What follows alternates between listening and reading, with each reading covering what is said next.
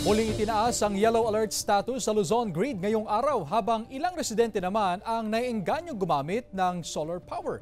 Sundan sa report.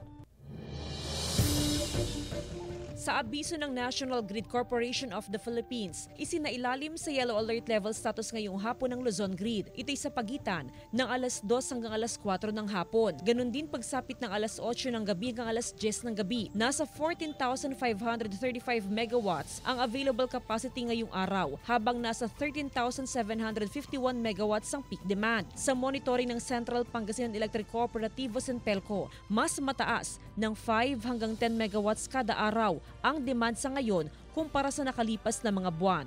Sa panahon ngayon, asahan natin na aabot tayo o susobra tayo sa 110 megawatt or even aabot ng 115 megawatt. Sa kabila ng mga abiso ng NGCP, ilang residente sa Mangaldan, Pangasinan ang sinimulan ng gumamit ng solar panel bilang alternative source of energy. Gaya ni Patrick Bulataw mula sa Barangay Salay. Malaking bagay para kay Patrick ang solar panel, lalo pat nakakameno sila sa gastusin sa pagbabayad ng kuryente. Nakatulong siya, malaking tulong siya.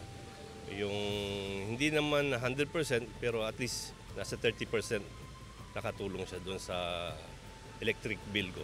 Solar lights din ang gamit ni Virginia sa kanilang bakuran sa Barangay Gilig. Makakatipid naman sa kuryente at saka malakas naman dito. Kung tutuusin, hindi rin biro ang installation ng solar panel dahil may kamahalan pang installation nito. Pero sa katagalan, malaki raw ang mamimeno sa bayarin sa kuryente at malaking tulong din sa kalikasan dahil sa paggamit ng renewable energy. Kasama si Jing Dakanay, Jasmine Gabriel Galban, One North Central Luzon.